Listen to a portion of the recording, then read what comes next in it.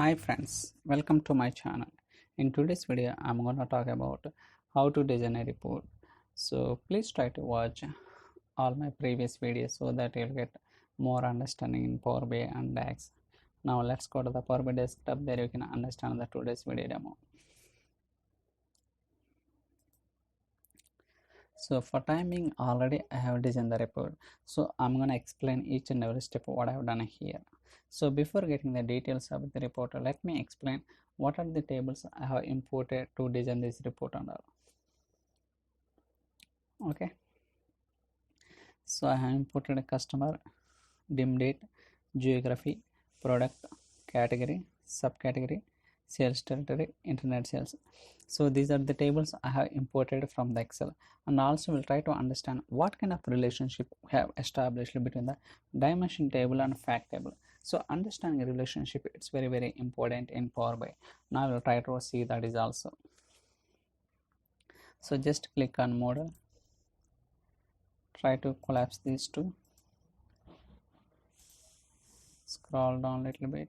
Now you can see that already I have established the relationship between the dimension table and fact table. So for example, if I place the mouse here, you can see that based on this product key column, I have established the relationship between the dimension table and fact table. Even you can understand what kind of direction it is. It's like one direction to many direction. It means that based on the filter propagation, like a dimension table to the fact table, it will flow. So like that I have designed the relationship between all these tables and all.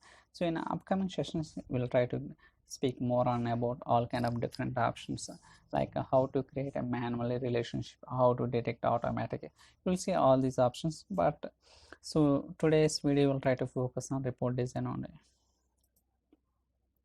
So here we can see that, so these are the card visuals, like total sales and max sales and the minimum sales, and what is the transaction count, what is the average sales.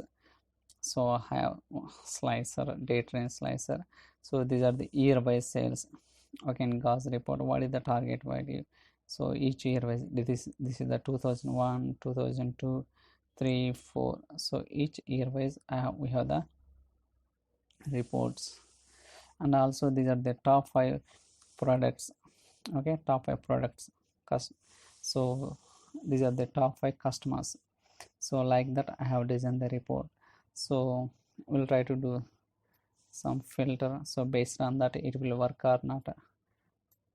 Yeah, so if you notice here, even whenever I am changing the slicer, but these 4 are not getting affected, because by using edit interactions I have disabled the excuse me. So I have disabled the filtering for these 4. So remaining automatically it's getting filtered, but these 4 are it's not getting filtered. Even you can I can change the filter. See, it's getting reflected, but these 4 are it's not getting reflected, right? It's changing the values and all.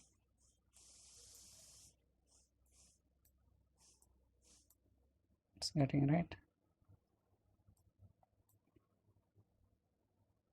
So like that I have designed this report and all. So I'll try to show what kind of measures I have used to design all these report and all. So go to demo measure. So you can see the different measures here. So basically, so for each gauze I have created one measure. So this is 2001 means, I'll try to show one by one. So I'm just taking only the sales in 2000 year one only. Okay, in 2002 I'm just taking 2002. In 3, in this measure only 2003 sales. In this measure only 2004 sales, like that. So I'm just taking only the specific year sales I'm keeping by using Gauss report. Okay, so and these 4 are like 5. So this is the total sales. So total sales, I have used the calculate sum x function to get the total sales, and average sales by using average x function, I have used that, and maximum sales I have used the maxx function, minimum sales I have used the minx function. So transaction count means I have used the counters function. So for getting the top 5 customers, top 5 products, I have used the rankx function. So product sales, now you can see that. So based on the ranking, so I'm just calculating only the products which are performing top 5, so I'm just taking. Okay. And also same like a customer, also I'm doing the same thing.